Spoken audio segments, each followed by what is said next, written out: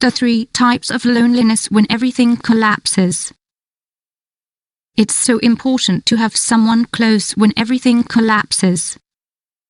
When the weight of life crushes our backs and makes us feel small. In those moments when we would be willing to make a deal with the devil to escape the misery. We feel that no one is closer to misery than us. We experience a loneliness. Mere mortals more mortal than ever.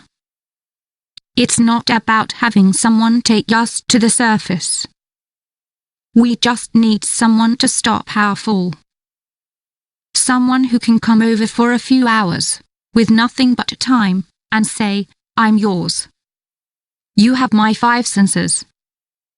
My touch to hold you, my ears to hear, my mouth to offer words of encouragement, my soul to become one with yours.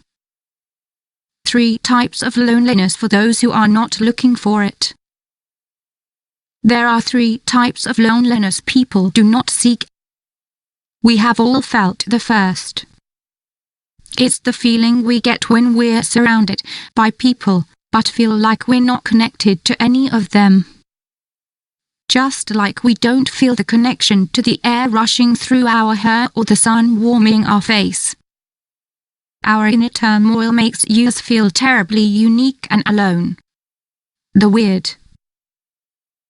This kind of loneliness typically disappears when the crowds go away and we are left with only the important people. When the party is over, it's time to clean up. Eat the last bits of food and throw away the empty bottles.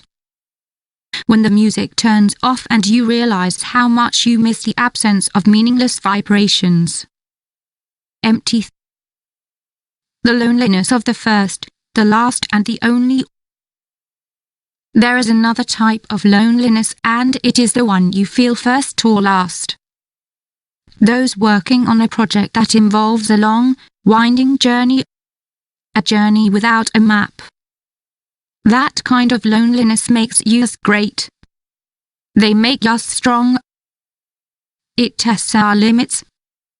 It's about doing something that we don't really know how to do, but do anyway. Although unsettling, these experiences are vitally important. This solitude is more positive. It leaves a taste of freedom on your lips. A feeling of go. In these situations, we must be our friends. We create a path for others, we go forward alone. Maybe others have walked similar paths, but we can't shake the feeling that no one understands us. After all, they haven't lived our lives. They have not gone our particular way. The worst loneliness. The last type of loneliness is the worst. It is looking around and not seeing anyone. Feeling people fade into the distance even as you move forward to chase them until there are none left. You would like to think that eventually you will rise to the surface from this dark water and everything will be as it was before. Just like when you swam as a child, you will return to the surface and grace will give you breath. But now it's not just your lungs that are burning and you ask yourself if you really want to get back to the surface at all. It's different now.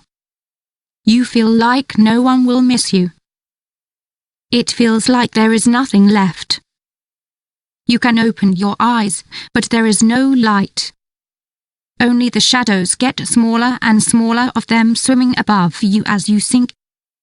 You want to get further and further away. Your cries are inaudible to those above you. You begin to believe that escape is impossible. You clench your fists and grab the water, but it slips through your fingers. But sometimes someone slows you down, catches you for a moment, and you regain your faith. You feel silly for having lost it, for having misjudged the distance between you and the others. Some will care enough to stop your fall. Others will stop it in a moment. You don't have to go through depression alone. If you are having suicidal thoughts, talk to someone right away.